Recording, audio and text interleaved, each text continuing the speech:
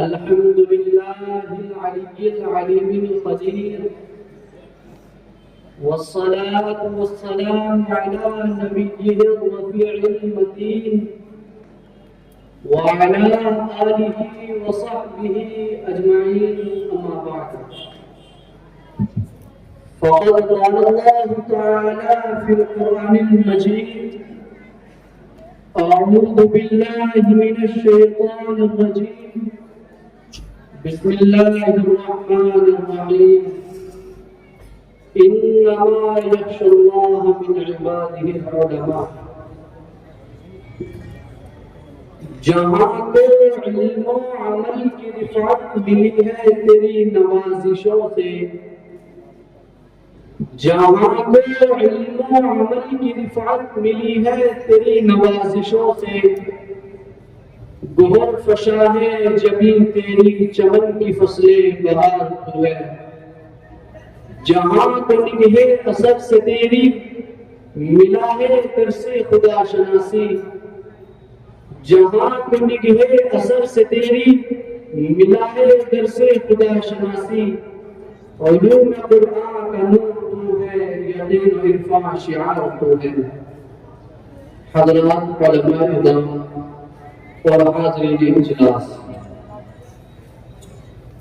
سقوط دہلی کے بعد جب مسلمانوں کو دین اسلام سے برگشتہ کرنے کے لیے مظالم کے پہاڑ توڑے جا رہے تھے، مسلمانوں کو فکری اقتدار کی طرف لانے کی منصوبہ بند جدوجہد کی جا رہی تھی، دینی علوم اور علماء کو مٹانے کے لیے وحشت و بربریت کی نئی نئی تدبیریں اپنائی جا رہی تھی، مسلم امراء اور رؤساء کی جائیدادیں ضبط کر کے انہیں ناری شبینہ کا محتاج بنایا جا رہا تھا، اسلامی شاعر اور اسلامی تہذیب و تمدن کے خاتمے کی ممکن کوشش کی جا رہی تھی، قرآن و حدیث کے نسخوں کو نظر آتش کیا جا رہا تھا، کتب فقہ کو برباد کرنے کے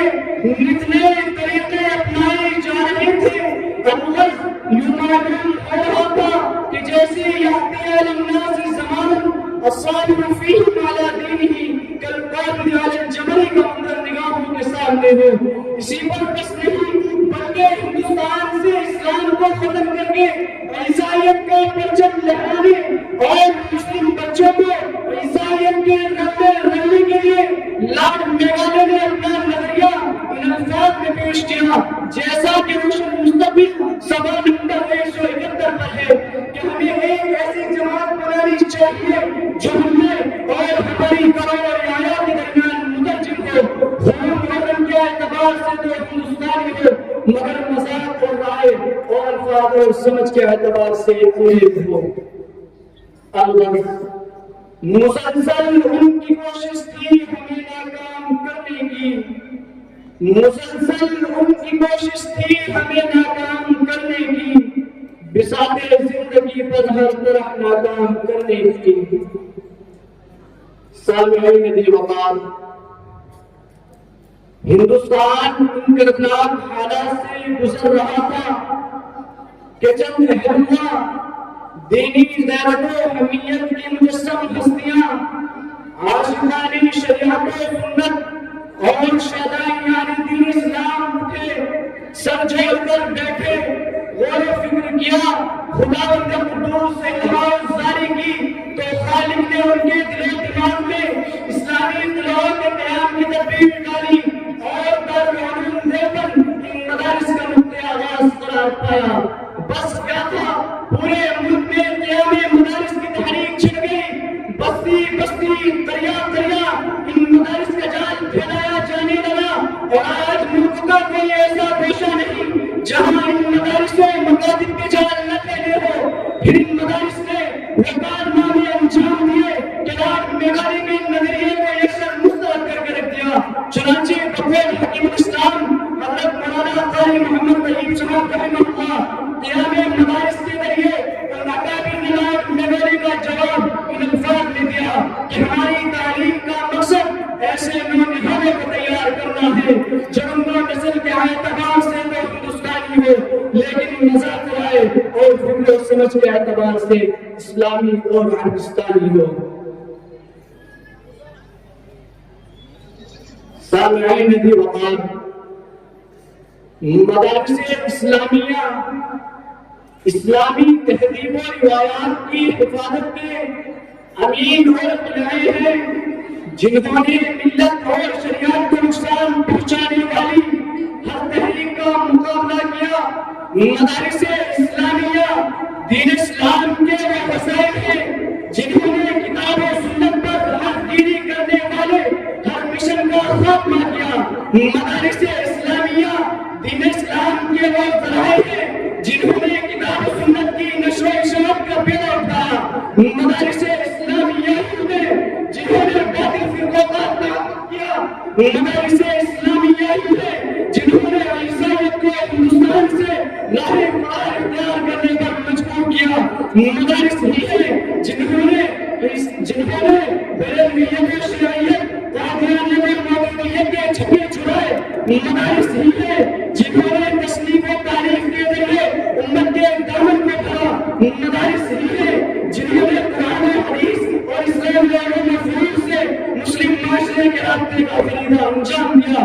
مدارس ہیں جنہوں نے انسانی زندگی کے مختلف شعبوں میں عوام کو درپیش مسائل کے حل کے لیے علماء اور صاحب بصیرت مفتیان کو پیدا کیا۔ الغرض انسانی زندگی کا کوئی ایسا شعبہ نہیں جس پر ان مدارس نے کوئی قابل فخر کارنامہ انجام نہ دیا ہو۔ اسلامی علوم و فنون کا کوئی ایسا گوشہ نہیں جو مدارس کے احسانات سے برابر نہ ہو۔ اسی لیے شاعر نے کہا ہے ورق ورق پہ ابھرے ہوئے نقوش حیات، ورق ورق پہ ابھرے ہوئے نقوش حیات، روش روش پہ پتہ روشنی کا دیتے ہیں۔ سامعین دی وقار، لہذا آج ایک بار پھر جب یہ ملک دینی اور اسلامی اعتبار سے عجیب و غریب صورتحال سے دوچار ہے، اسلام کی اصل شکل و صورت بگاڑ کر پیش کرنے کی نئی نئی تدبیریں کی جا رہی ہیں، دین اسلام کی مقدس شبیہ کو بدنام کرنے کے لیے نہ جانے کیسے کیسے حکم استعمال کیے جا رہے ہیں، خوشنما عناوین کے لیبل لگا کر جگہ جگہ عیسائیت کی تعلیم کے مراکز قائم کیے جا رہے ہیں۔ ان نازک حالات میں ضرورت اس بات کی ہے کہ ان مدارس میں بچوں کو داخل کر کے فتنوں کے مقابلے کے لیے تیار کیا جائے۔ ان مدارس کے بچوں کو داخل کر کے انہیں ناموس محمدی کا محافظ بنایا جائے، کیونکہ موجودہ دور میں ان مدارس و مدارس کے بغیر یہ چیز ناممکن ہو کر رہ گئی ہے۔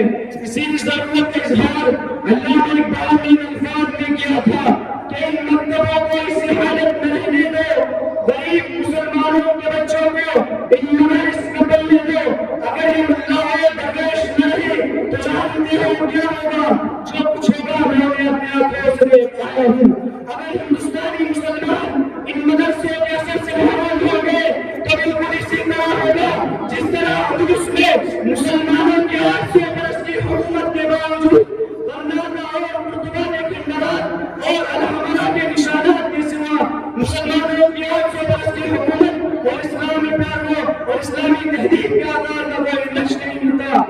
اگر ہندوستانی مسلمان ان مدرسوں کے اثر سے محروم ہوں گے تو بالکل اسی طرح ہوگا جس طرح اندلس میں مسلمانوں کی 800 برس کی حکومت کے باوجود غرناطہ اور قرطبہ کے کھنڈرات اور الحمرا کے نشانات کے سوا اسلام کے پیاروں اور اسلامی تہذیب کے آدھار کا کوئی نقش نہیں ملتا۔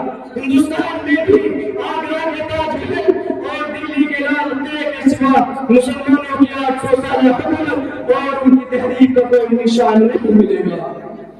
اسی دریا سے اٹھتی ہے وہ مجھے تند جولا بھی، اسی دریا سے اٹھتی ہے وہ مجھے تند جولا بھی، نینگوں کے نشیمن جس سے ہوتے ہیں دہو بالا۔